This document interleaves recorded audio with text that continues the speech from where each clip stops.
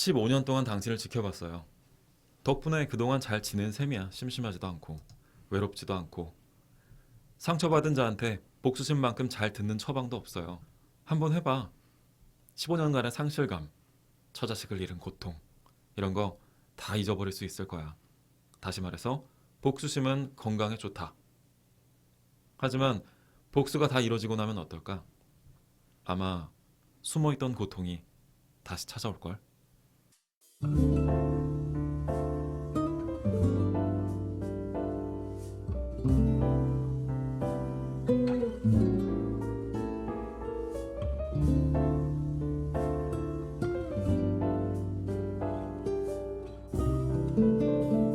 호우 시절로 오세요. 그때 우리가 여기에 있습니다. 2003년에 개봉해서 한국 영화의 신기원을 열었던 문제작 박찬욱 감독의 올드보이를 소름 돋게 발굴 중인 저희 호우 시절. 두 남자의 팽팽한 심리전, 대수와 우진이의 이 전쟁은 이 영화의 아주 중요한 부분을 차지하고 있는 요소가 아닐까 생각이 드는데요. 호우 시절 두 번째 발굴 포인트는 이렇게 잡아봤습니다. 이 영화에서 대수는 어린 시절 남의 일에 대해서 아주 그냥 가볍게 말한 소문을 낸 그런 대가를 정말 톡톡히 치르게 되잖아요.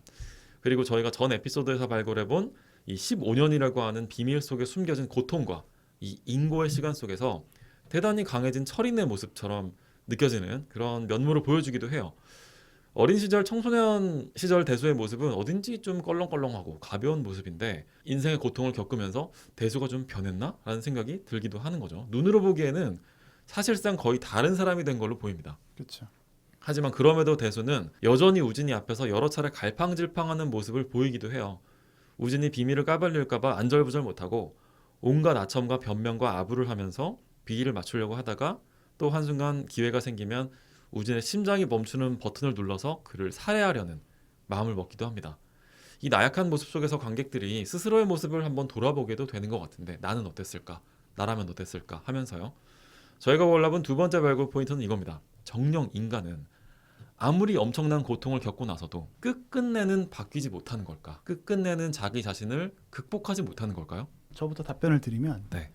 뭐 생득적이라고까지는 얘기 못해도 네. 어느 정도 사회화가 되고 진행된 시점에서는 사실 쉽게 안 바뀐다라고 생각해요. 그리고 제가 그래서 초반에 대수는 변하지 않았다라는 네. 주장을 했었던 거고 대수는 본인이 변할 수 없다는 걸 알기 때문에 혀를 자른 게 아닐까라는 생각까지도 이르렀었고 네네. 그렇지만 결국 오대수는 변하긴 했죠. 그래서 인간이 아예 변할 수 없는 존재다를 네. 이야기할 수는 없지만 네. 상당히 변하기 어려운 존재다라는 걸 얘기해주고 있는 것 같았다라는 거고 그래서 제가 초반에 혀를 자르고 나서까지도 네네. 그 15년의 고통 정도로도 저는 대수가 많이 변한 게 아니라고 저는 생각했던 거죠. 네네. 삶의 양태는 변할지언정 그가 갖고 있는 근본적인 본질은 바뀌지 않았다. 본질은 바뀌지 않았다라고 저는 그 영화를 아주 극단적으로 이제 이분법적으로 해석을 하자면 안 바뀐 거다. 나오는 현상은 다른 모습의 태도가 조금씩 나았을지 몰라도 네. 기본적인 이 사람의 베이스는 바뀐 게 아니다라고 저는 이야기를 했었던 거고 네. 그 아마 이상 선생님은 네.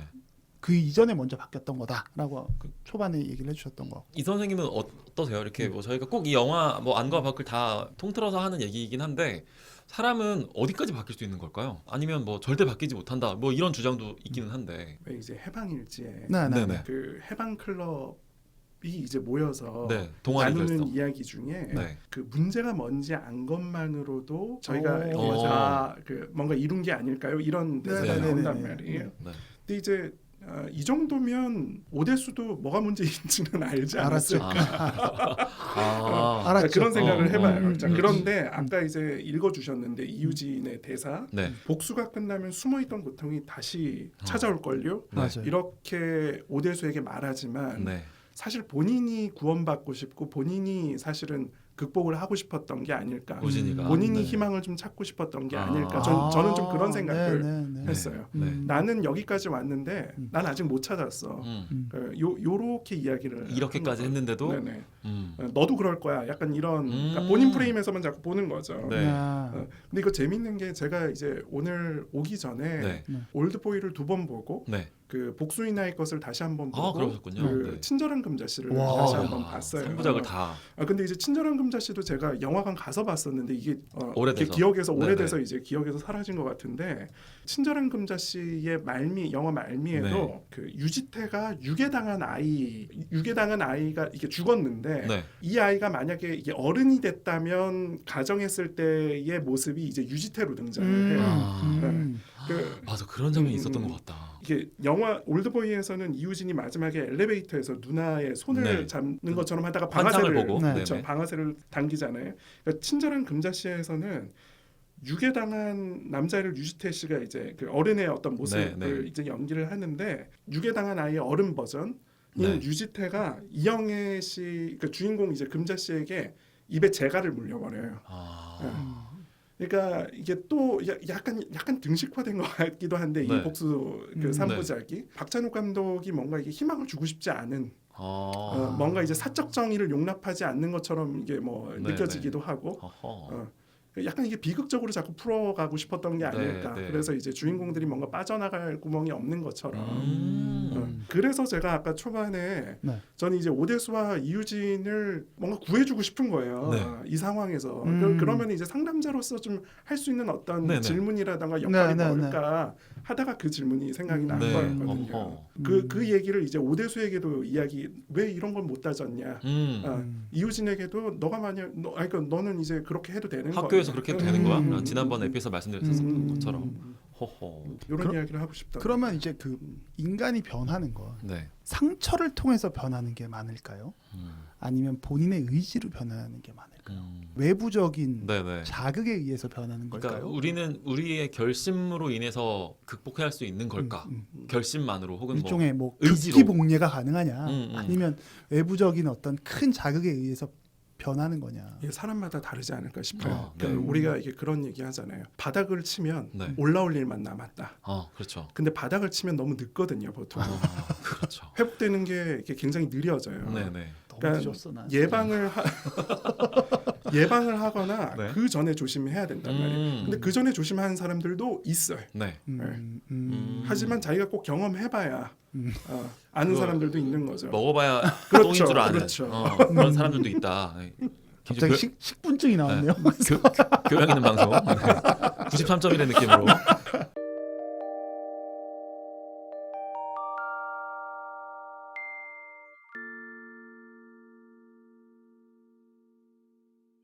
영화를 보다 보면 대수에 비해서 오히려 우진이가 나이가 좀 더 어린 걸로 보이는 우진이의 처신이 더 정돈되고 어른스러운 모습 같다는 느낌이 들 때도 있는데 대수가 이렇게 복수심을 발산하고 자기 자신을 단련하고 이러면 과정에서 여러 흔들린 모습을 보여줬다면 우진이는 이 영화에서 되게 어떤 일말의 절제력이랄까? 뭔가 되게 절제되어 있는 느낌을 줄 때가 많이 있었던 것 같고 절제의 극한에 있는 설정 중에 하나가 이 우진이가 결국 이 대수와 미도의 비밀이 담겨있는 그 선물 상자 박스를 미도에게 공개하지 않잖아요.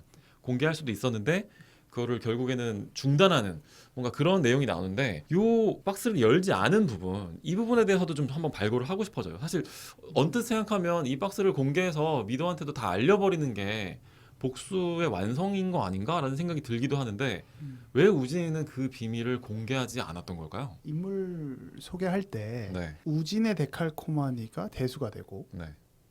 미도의 데칼코마니가 수화가 된다라고 제가 말씀을 드렸었는데 네. 그 대칭이 되는 지점이 아까 그 유지태 네. 즉 우진이 굉장히 절제를 하잖아요. 다 모든 면에서 절제를 맞아요. 하다가 유일하게 오버슈팅이 되는 구간이 있어요. 기억나요. 그 주한이를 죽이는 네. 장면이죠. 네, 친구. PC방에서 정말 참신한 무기 그 그쵸. CD를 꺾어서 네.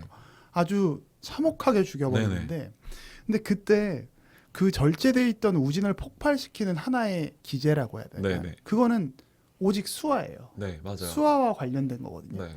다시 말하면 미도와 수화를 등치시킨다라고 하면 네. 우진에게 미도는 건드려서는 안 되는 영역이라고 저는 생각이 드는 거예요. 오호. 그래서 우진은 미도가 죄가 없다는 걸 알고 있고 네. 미도를 도구로 사용하고 있지만 네. 그래서 복수를 시작할 때의 대상은 철저히 대수가 되는 것이 거고 미도가 되는 게 아닌 거죠. 이야, 그렇구나. 또 동시에 우진은 알고 있는 게 아닐까 싶어요. 네. 우진이 계속 얘기하거든요. 주한을 죽이고 나서도 오대수 당신이 죽은 거야. 너 때문에 당신의 죽는 거야. 친구는 주한이는 당신 때문에 죽은 거야. 네. 그런데 정말로 우진이 그렇게 생각했을까? 우진을 오랫동안 고통스럽게 만들었던 것. 네. 아까 되게 저희가 감탄했었던 네네. 이 선생님이 우진에게 질문해주고 싶었던 게 네, 있잖아요. 네. 너는 그 행위가 가당한 음, 거냐, 음. 온당한 거냐. 그 질문을 자기 스스로 전 했을 수 있다고 생각해요. 아. 그리고 그 안에서 그걸 피했다라고 생각하고 수아가 죽어가는 그 과정에 네. 사실은 자신을 대수가 범인이에요. 음. 수아를 죽인 범인이에요라고 얘기하고 싶었고 자신은 면피하고 싶었지만 네. 실제로는 자기가 음. 수아를 죽인 네. 단초가 되는 사람을 누구보다 잘 알고 있지 네. 않았을까. 그래서 그 마지막 죽음의 장면에서도 그래서 자신을 처벌하는 거라고 저는 음. 생각했어요. 자기 스스로에 대한 형벌. 아, 좋다. 진짜. 대수를 다 죽이고 대수를 복수해주고 정말 정확한 어, 지적이네요. 내가 나 스스로의 어떤 참회이자 네. 자기에게 대한 형벌. 그렇기 때문에 미도는 그 복수의 대상으로는 아예 애시당초 생각이 안 됐던 게 아닐까라고 저는 생각했어요. 와, 이거 굉장히 예리한 각도인 것 같은데. 이 선생님은 혹시 저도 굉장히 동감하는 네네. 부분이에요. 네네. 그러니까 이우진은 애초에 살인자가 아니었을 수도 있거든요. 그러니까 이전에 뭔가 살인을 경험해보지 않은 사람이었을 수 있어요. 허허. 근데 이제 주한이를 죽이면서 네. 이거는 이제 거의 끝까지 가겠다. 약간 이렇게 생각한 게 아닐까. 그러니까 그 본인이 자살할 것도 어느 정도 네. 그 어느 끝을 정도는 알고. 시나리오 상에 있었던 게 아닐까 싶어요. 그 큰 그림의 마지막 꼭지점은 결국 자기를 향해서 아. 있다. 그러니까 오대수의 태도가 어떠냐에 따라 이제 네. 딸에게 이야기할 수도 있고 안 할 수도 있는. 허허. 근데 이제 거기까지는 뭐 이게 뭐 알 수는 없는 거지만 네네. 미도에게까지는 하고 싶지 않지 않았을까. 아. 저도 그렇게 생각합니다. 그렇게 생각하면 아주 완전 진흙탕의 그런 막장의 인물은 아니라고 또 볼 수 있는 건가? 라는 그래서 생각도 드는데. 오대수랑 네. 그래서 우진이의. 우진이가 짜놓은 판은 네.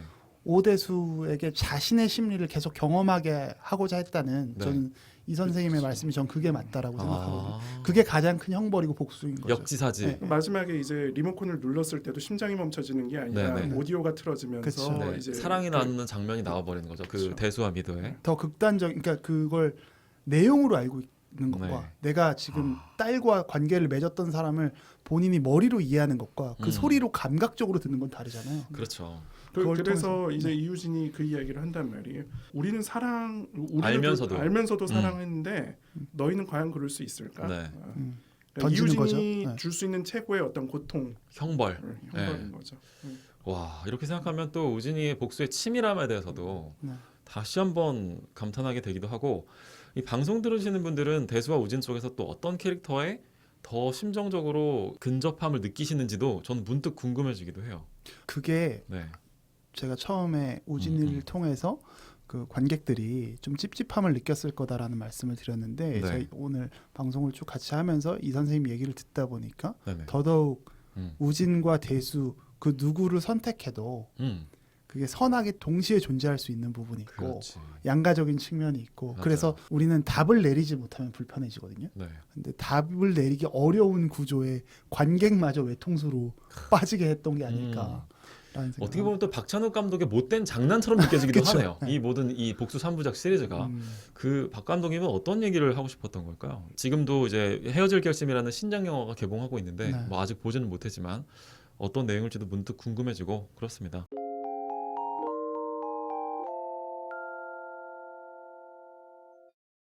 지금까지 저희가 주로 인물 중심의 서사에 대해서 얘기를 했다면 이제 다음 에피소드에서는 좀 이 영화를 보다 비밀스럽고 재미있게 만들어주는 여러 상징들에 대해서 얘기를 한번 나눠보면 어떨까 싶어요. 여기가 발굴 포인트 마지막 순서 다음 에피소드에서 뵙겠습니다.